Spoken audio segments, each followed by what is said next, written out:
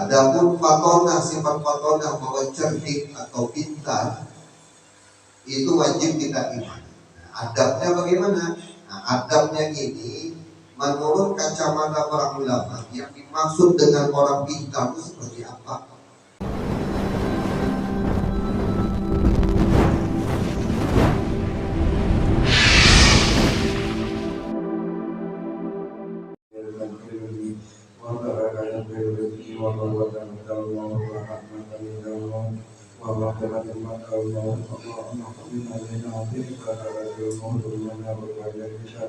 Rabbana la tuzigh qulubana ba'da idh hadaytana wa hab lana min ladunka rahmah innaka antal wahhab.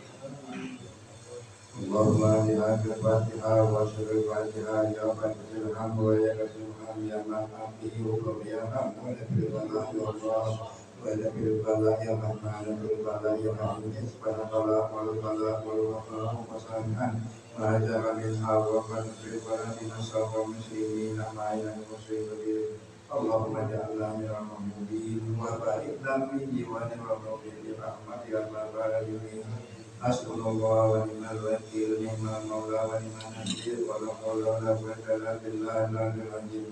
Rabbana atina fid dunya hasanah wa fil akhirati hasanah wa qina adzabannar. Wa sallallahu ala sayyidina Muhammad wa sallam walhamdulillahi rabbil alamin.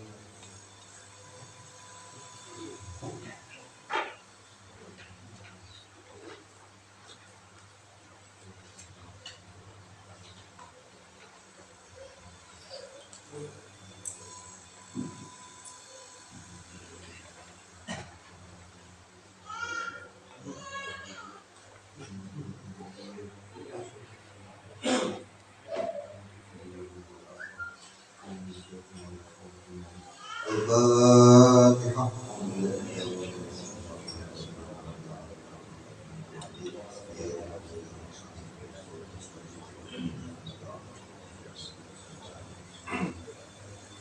A'udzubillahi minasyaitonir rajim. Bismillahirrahmanirrahim. Alhamdulillahirabbil alamin. Wassalatu wassalamu ala asyrofil anbiya'i wal mursalin sayyidina wa nabiyina Muhammadin wa ala alihi wa sahbihi ajma'in. Amma ba'du, qala musannif rahimahullahu ta'ala wa nafa'ana wa bi ulumihi fid dharain amin. Sifat yang wajib bagi segala rasul dan para nabi yang nomor 4 ialah bersifat faton. Arti fatonah ini sempurna pengertian. Jadi segala rasul, para nabi-nabi itu semuanya sempurna dalam memahami segala sesuatu, terutama apa yang disampaikan dibawa oleh malaikat Jibril. Walhasil rasul, nabi wajib kita meyakini bahwa mereka semua itu adalah orang yang cerdas. Maka mustahil baladan, artinya dulu. Nabi ini tidak masuk akal, atau pada segala rasul itu tidak masuk akal bahwa mereka itu tidak pintar atau lupa. Mana dalilnya? Firman Allah Subhanahu wa ta'ala, "Wa hujjatuna atainaha Ibrahim 'ala qaumi." Artinya, dan itu hujah kami yang kami berikan akan dia kepada Nabi Ibrahim untuk menghadapi akan kaumnya. Jadi mereka para rasul dan para nabi-nabi itu diberikan keistimewaan oleh Allah, yaitu kecerdasan dalam menghadapi segala kaum-kaumnya atau segala umat-umatnya. Lebih-lebih lagi daripada Nabi kita Muhammad SAW. Jadi fatonah ini sifat yang keempat, yang terakhir. Nah, semalam sifat Nabi itu yang wajib kita imani, yang kita yakini ada 4. Yang pertama sidik, yang kedua amanah, yang ketiga tabligh, yang keempat fatonah. Kesemuaan sifat-sifat Nabi dan segala rasul, terutama Nabi Muhammad, ini semuanya merata. Kita itu dapat meyakininya. Orang-orang yang kayak apapun dia punya otak, tetap mudah dapat meyakini dari sifat yang wajib ini. Nah, yang membedakan kita itu adab setelah kita meyakini sifat-sifat Nabi tadi. Jadi adabnya ini penting. Karena adab ini menentukan kita seberapa perhatiannya kita kepada segala rasul atau para nabi. Lalu adabnya semalam sifat sidik. Ingatlah, sifat sidik itu Nabi bersifat orangnya jujur. Maka mustahil Nabi itu bisa berbohong atau tidak benar. Maka adabnya itu kita disuruh sebagai orang yang sudah mengimani, disuruh kita itu membenarkan diri kita dalam segala urusan. Sebagaimana Rasulullah itu dalam menyembah Tuhan benar sudut pandangnya. Rasulullah itu dalam mengerjakan ibadah benar dalam hukum-hukumnya. Kita harusnya seperti itu juga. Kalau kita meyakini Nabi Muhammad itu benar, jujur orangnya, mudah aja. Tapi yang menentukan keyakinan tadi itu kitanya juga harus benar dalam melaksanakan ibadah dan suruhan Allah Subhanahu wa taala. Ini baru orang tadi itu serius dalam meyakini akan sifat-sifatnya Nabi. Begitu juga sifat Nabi amanah. Amanah itu orangnya dapat dipercaya. Maksudnya apa? Allah memilih agar Rasulullah atau segala Rasulnya atau Nabi Muhammad itu tentunya orangnya itu tidak pernah melakukan kesalahan. Maka kita disuruh meyakini sifat Nabi yang amanah tadi untuk dapat kita ikuti. Nah, adabnya bagaimana? Adabnya kalau memang Nabi itu memang orang yang terpilih dan beliau itu tidak pernah melakukan kesalahan karena pilihan daripada Allah Subhanahu wa taala, maka tugas kita itu mengikuti agar perilaku Nabi Muhammad SAW. Jadi seberapa kuat kita mengikuti Nabi Muhammad, segitulah kita itu beradabnya kepada kekasihnya Allah, yaitu segala Rasul. Dan yang ketiga ialah sifat Nabi tabligh, menyampaikan. Nah, menyampaikan Nabi itu apa-apa yang diperintah oleh Allah Subhanahu wa taala. Dilain dari segala hukum, ilmu, semua disampaikan Nabi. Bahkan kita yang asalnya tidak tahu rezeki itu ternyata bahwa itu datang dari Allah, dengan berkat Nabi kita jadi tahu. Ya kan? Nah, dengan pengetahuan kita jadi tahu bahwa rezeki itu diatur oleh Allah, maka tugas kita selain meyakini bahwa Nabi itu betul-betul orang yang menyampaikan terhadap umat-umatnya, tugas kita ialah berbaik, membalas akan jasanya Nabi Muhammad SAW. Dengan cara apa? Para ulama menjelaskan ada yang dimaksud membalas jasa itu dengan berselawat kepada Nabi. Ada lagi yang mengartikan membalas jasa itu mendoakan Nabi. Ada lagi yang mengatakan orang yang membalas jasa Nabi itu mendoakan seluruh umat-umatnya Rasulullah.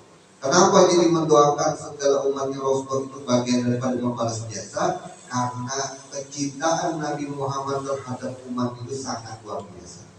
Jadi kita paling tidak sering-sering juga mendoakan agar umatnya Nabi Muhammad SAW. Dalam rumah ada bini umat Nabi, doakan bini. Ada anak, doakan anak. Itu bagian daripada kita membalas jasanya daripada Rasulullah SAW. Nah, adapun fatonah, sifat fatonah bahwa cerdik atau pintar itu wajib kita imani. Nah, adabnya bagaimana? Nah, adabnya ini menurut kacamata para ulama, yang dimaksud dengan orang pintar itu seperti apa? Nah, kita ini kadang salah pengertian yang namanya orang pintar atau orang cerdas itu, kita itu kadang salah menganggapnya. Bukan yang dimaksud orang cerdas itu yang pintar berhitung, lain. Bukan cerdas itu orang yang bisa membaca, tidak juga menurut pandangan Tuhan. Yang kita lihat ini pandangan Tuhan. Lalu pandangan Tuhan yang maksudnya orang cerdas itu ialah orang yang mengutamakan akhirat dibandingkan dunia. Nah, inilah yang dimaksud dengan yang disebut orang tadi itu cerdas dalam menjalani hidup. Kenapa jadi mengutamakan akhirat? Kenapa? Memang karena akhirat inilah yang tempatnya itu sangat mulia dibandingkan dunia. Jadi kalau dalam hidup kita ini selalu memikirkan dunia, yang sangat berlebihan, tidak memperhatikan akhirat, maka bisa dikatakan orang tadi itu belum cerdas lagi. Kenapa? Karena dunia ini sifatnya sementara. Di dalam Al-Quran, wal akhiratu khairu wa abqa. Walal akhiratu wa khairu wa abqa. Akhirat itu lebih baik dan kekal abadi. Sedangkan dunia itu sifatnya sementara. Jadi kalau orang yang terlalu berlebihan mengurusi dunia, maka orang tadi itu bisa dikatakan belum cerdas lagi orang tadi. Nah, tinggal kita lihat ke diri kita nih, mau utamakan dunia dan mau utamakan akhirat gak dalam hidup. Ayo lihat ya, banyak mencari dunia sampai punya mobil beratus-ratus misalkan, ya kan? Nanti pas mati tinggalkan juga mobil-mobil tadi. Bahkan kada ditanya malaikat, kamu sudah berapa tahun hidup di dunia, berapa sudah punya mobil, tidak seperti itu. Malaikat bertanya, yang ditanya malaikat apa? Marabuka, siapa Tuhan kamu? Siapa Tuhan kalian? Punya banyak, punya rumah misalkan, dan ditanya malaikat juga nanti misalkan, aku kasih umur 70 tahun bilang Tuhan, sama kita nih, 70 tahun itu berusaha aja orangnya tadi. Begitu dalam 70 tahun tadi diberi kekayaan oleh Allah, maka pas saat mati semuanya ditinggalkan. Dan kekayaan tadi pun juga tidak dipertanyakan. Yang dikatakan sembahyang dalam hidup. Betulkah sudah sembahyang kita? Dia ditanya. Maka diibaratkan dunia itu seperti makanan. Makanan itu bila kita makan, batasnya itu paling sampai tenggorokan. Habis itu tidak lagi bisa dimakan. Daripada ulama-ulama kita itu menyuruh segera mengutamakan yang namanya akhirat. Nah, orang yang beginilah yang disebut orang itu cerdas. Lalu pada tidak usah berusaha kalau begitu, usaha juga. Cuman hatinya kita jangan sampai berlebihan.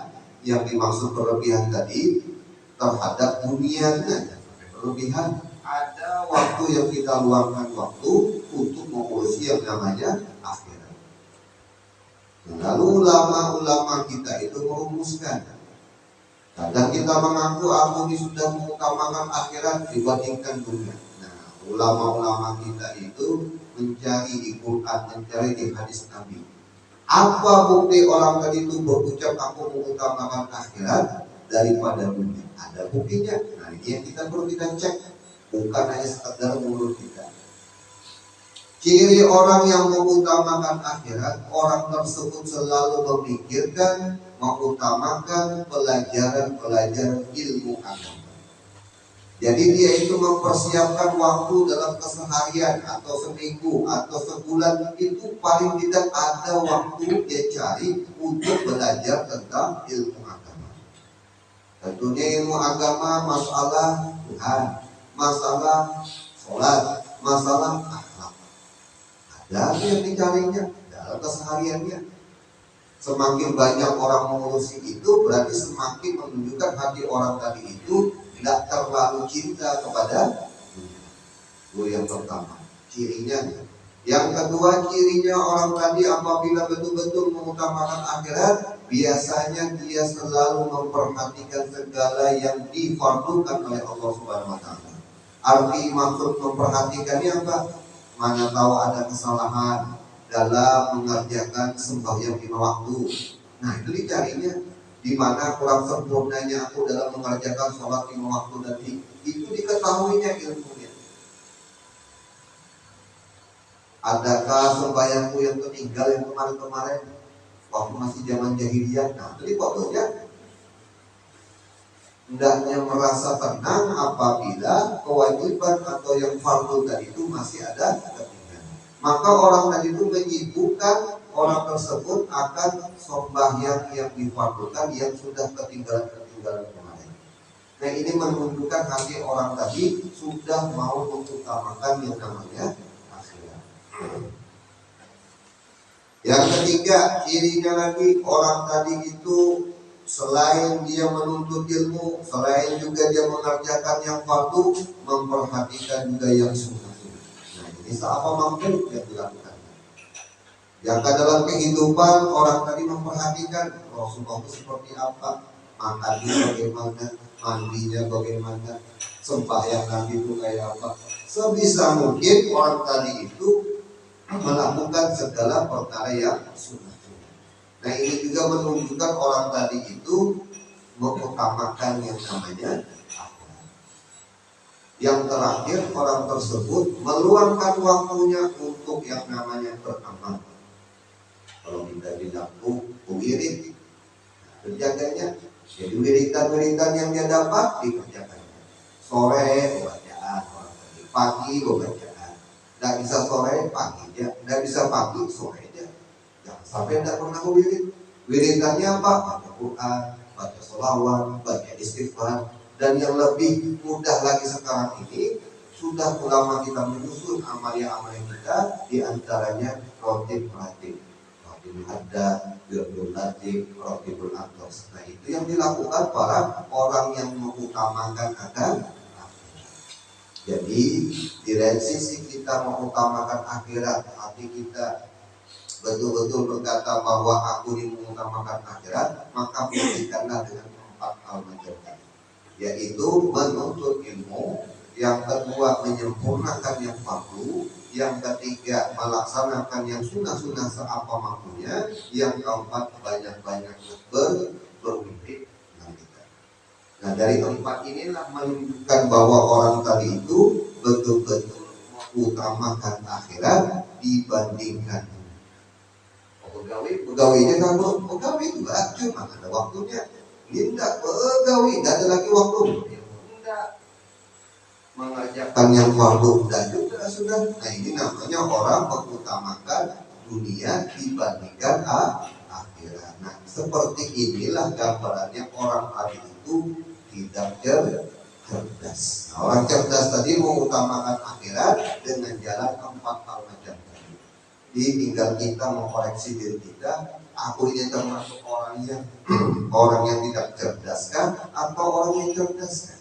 Nah, itu aja lagi yang perlu kita perhatikan. Maka Rasulullah pun berharap kepada umat-umatnya disuruh jadi orang yang cerdas. Nah, jadi mudah-mudahan dengan berkat kita sedikit belajar ini, Allah tanamkan di hati kita, terus mengutamakan yang namanya akhirat dan diistiqomahkan kita dalam menuntut ilmu, dalam mengerjakan yang fardu dan yang sunnah-sunnah, dan beramal, yaitu berwirid, berkat daripada Rasulullah SAW.